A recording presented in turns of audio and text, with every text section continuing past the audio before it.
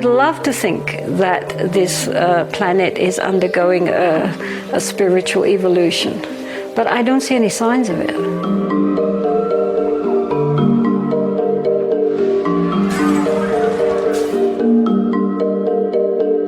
We're still trying to colonize one another's minds. You know, we're still trying to like tell people what to think.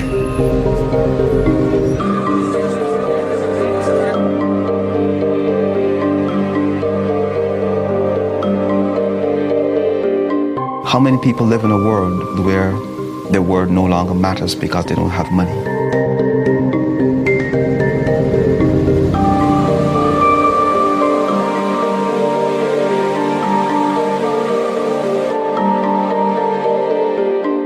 Is America willing to do what it has to do to actually cultivate more equitable sharing of resources in the world?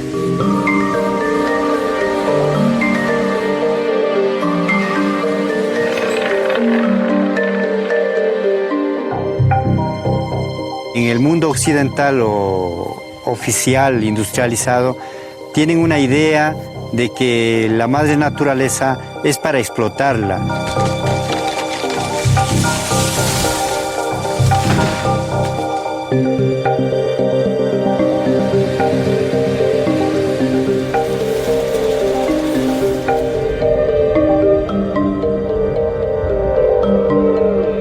And we may land up destroying all our resources and also the living communities.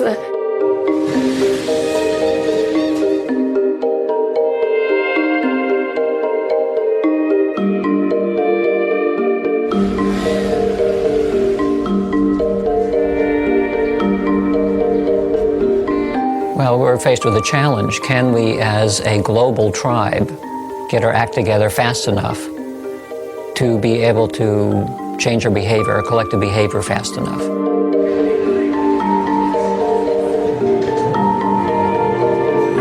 Even when the Buddha and Jesus and Mohammed came, they couldn't change people's minds.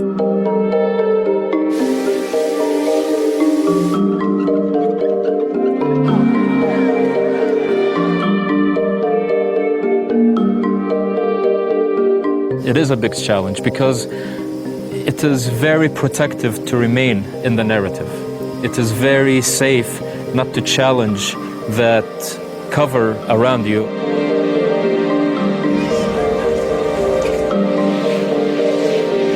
I think we just have to not fix it. We just have to sit with it. We just have to sit with the truth of it. We have to let go of the story of America as savior.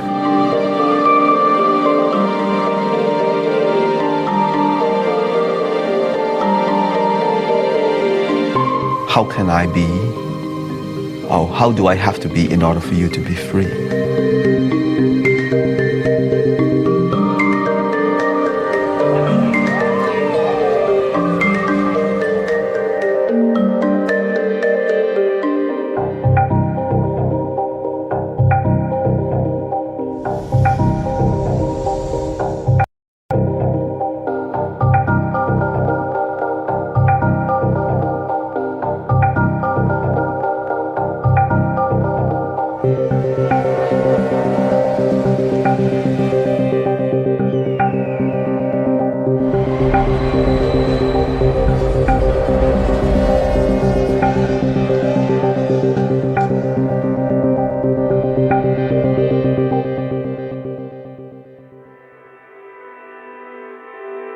The challenge is when we talk about standing on a groundless ground of nothing in that future and knowing that the future is void and empty. The challenge becomes, what can we do that honors and respects every single individual that lives on this land, in their history, in their identity, in their own narratives, and at the same time, with this respect of their narratives and their identity, create a future that they will look at and they would say, I don't just easily fit into this, I want to be part of this. And my own personal identity and my own belief system will be even enhanced to a greater extent by me buying into this new story and this new narrative.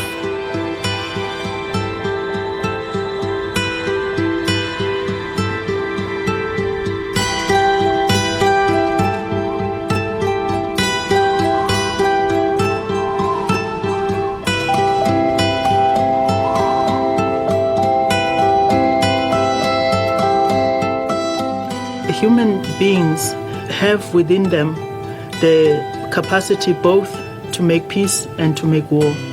And what is really ideal is for us to look for that and find in each one of us that which makes us human, that makes us want to live and want to enjoy freedoms.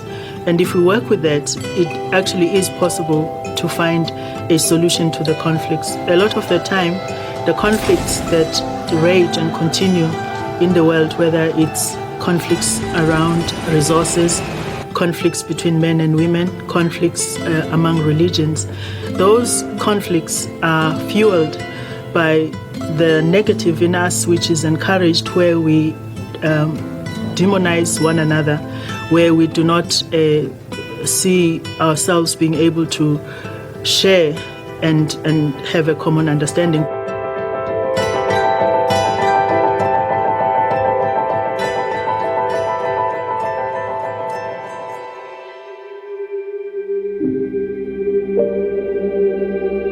Anything which means that they have to give up their comforts, they're not willing to do.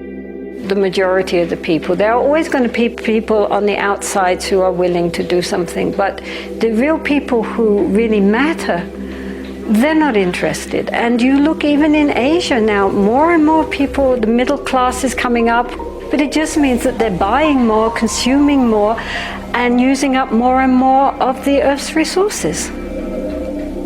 And they're not going to be told, no, you should be content with little, and stop using your cars and stop using, your refrigerators and so forth. Who is going to listen to that? They're going to say, well, let America do it first.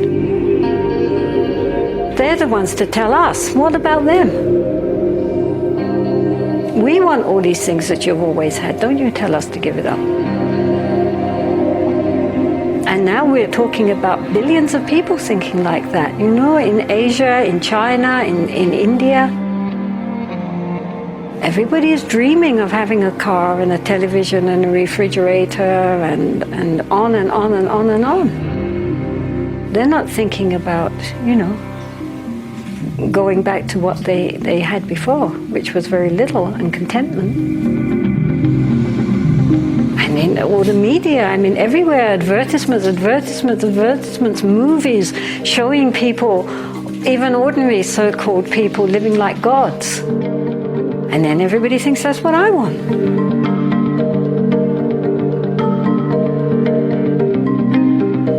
Not so easy, is it? Politicians can talk, but at the end of the day, the population is rising and rising and rising, and to my mind, this is the greatest threat to the world. So many people, how's the world going to support so many people? So maybe the answer for them is, all right, we blow up half the world and then, we've got room for the rest of us.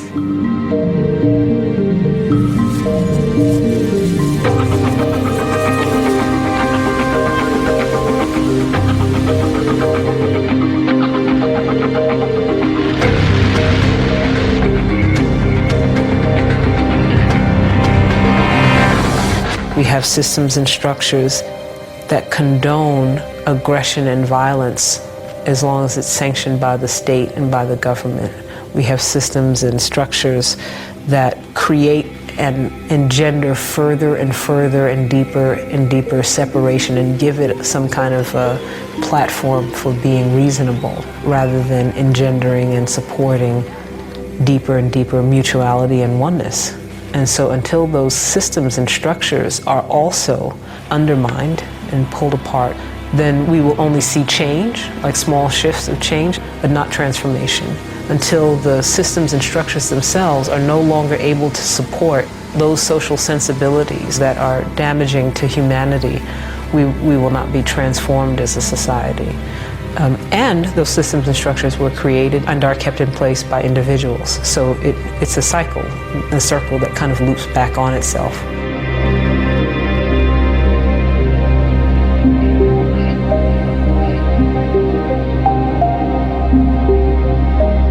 We have the right to produce. Everyone should be given the right to produce. We should not be consistently limited by an economic system that have made slavery worse. in the 21st century than it was in the 17th century. Because people expect to participate and count. People expect to experience a world of oneness and count. Because every system tells them they're free. And when it's not true.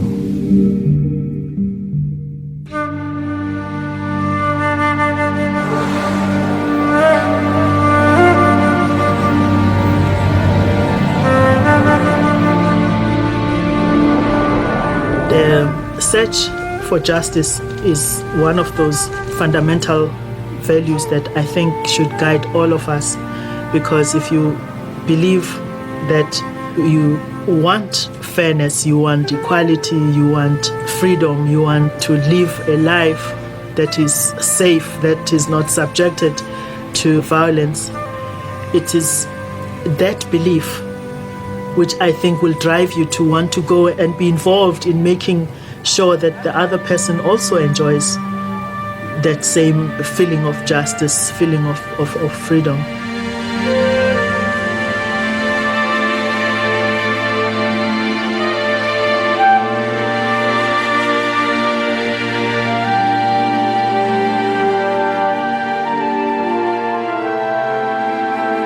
To build a future that again respects that identity, respects me as being a Palestinian, respects me as being an Arab, respects a person who's being a Jew, respects a person who's being a Buddhist, but create a future that has a sense of independency from that ethnic past.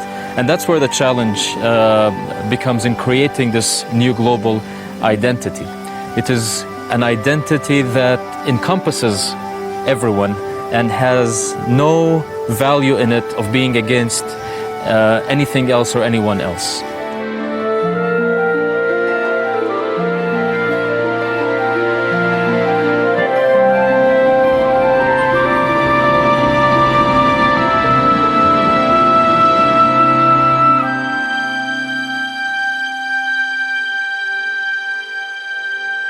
A certain type of development is happening on the planet, in nature as well as in human beings, that we cannot exploit it anymore. We reach a point in which it has to be mutual consent if we're going to get the participation of nature and other human beings into world systems. We can't force people to do anything anymore. We've reached a point where that type of exploitation of the human capacities are over. People wouldn't tolerate it. This is part of the world of terrorism. This is what it has produced. So people saying we would not allow ourselves to be exploited. Now there's a certain edge what fundamentalism is producing. Now when we do not want to share a world, the only thing left is fundamentalism.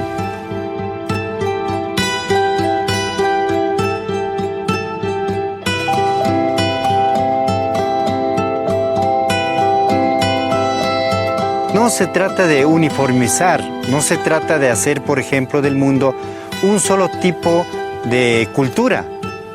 Eso significa terminar muchas culturas, muchas formas de manifestación y de relación ante la naturaleza.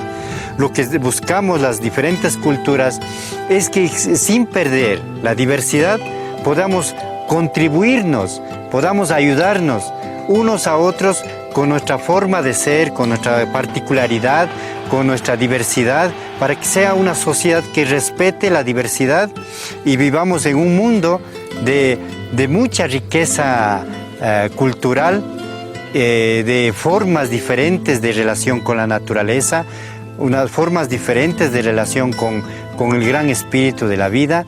Eso es la riqueza que no queremos terminar. Es peligroso buscar la unidad en donde se termine la diversidad.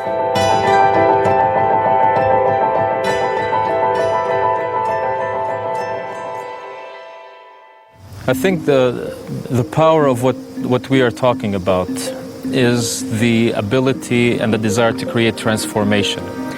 And transformation has to take place from one setting into another setting. And that setting is that core identity that people are born in. And this is the reality. I mean, I was born as a Palestinian. I have an identity card that says I'm a Palestinian. I cannot, even if I personally claim to be a human being, part of the human family, the first checkpoint or airport or border crossing immediately throws me back into this one identity which the world now has placed upon me and recognized me. The challenge is to be able to distinguish your identity and what makes your identity from the interpretations that have caused you to create animosity and conflict and tension with other identities as well. I think the world will be a very boring, dull world if we all are just one identity claiming to be one people living in this world. I think there is creativity, there is art, there is culture, there is talents, there is philosophy that is presented by combining all of these different identities, recognizing them, respecting them, engaging in a discussion of equality amongst identities, not that there is one ethnic identity better than the other, one religion better than the other, one society better than the other, that we are all equal. And equality at the premise, as I said, is what will create an opportunity for this new global identity to be developed.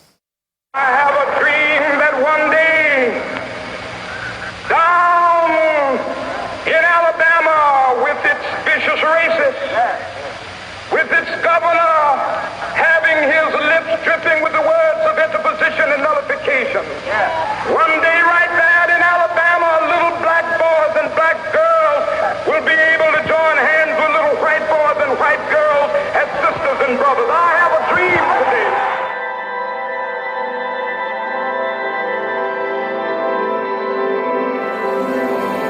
As we speak, cars in Boston and factories in Beijing are melting the ice caps in the Arctic, shrinking coastlines in the Atlantic, and bringing drought to farms from Kansas to Kenya. The poppies in Afghanistan come to Berlin in the form of heroin. The poverty and violence in Somalia breeds the terror of tomorrow. The genocide in Darfur shames the conscience of us all. In this new world, such dangerous currents have swept along faster than our efforts to contain them. And that is why we cannot afford to be divided. This is our moment. This is our time to open doors of opportunity for our kids, to restore prosperity and promote the cause of peace. Dream and reaffirm that fundamental truth that out of many we are one, that while we breathe, we hope, and where we are met with cynicism and doubt and those who tell us that we can't, we will respond with that timeless creed that sums up the spirit of a people. Yes, we can. Thank you. God bless you.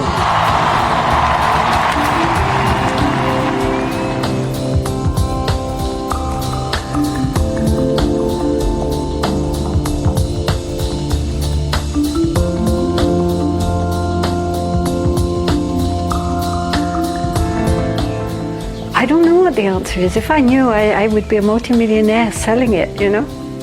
Would you? Well, you could build lots of nunneries and monasteries with millions. I mean, if one knew the answer, wouldn't that be wonderful? There are many people who talk about it, many people who dream of it, many people who, millions of people who want to see it happen. It's a dream for many people. Por ahora lo vemos como algo utópico. Muchas cosas que ahora vemos como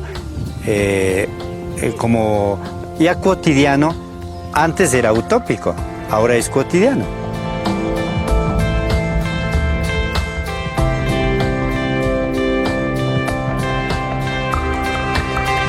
We can split the atom, we did. We can go to the moon, we did. This is the imagination. What we can even do more with the power of love.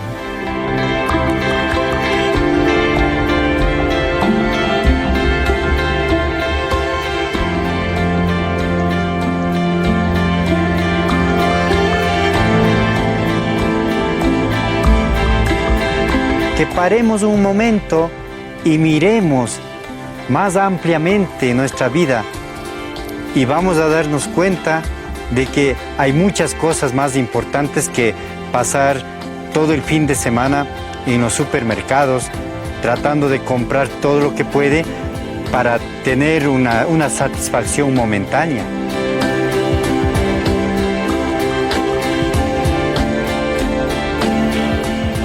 Within your own experience, there's a bigger experience where it is possible for you to get beyond your immediate experience and seek out that is human, that unites us as human beings.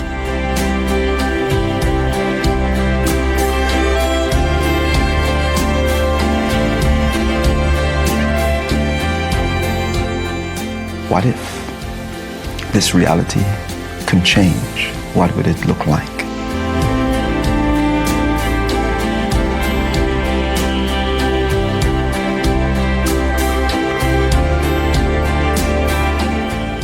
If it's possible for a bunch of little white people from England to become the greatest imperial nation of the world for a millisecond of human history, you know, that's an amazing feat, what they pulled off. I mean, it's just as possible that humanity can sort of think, hey,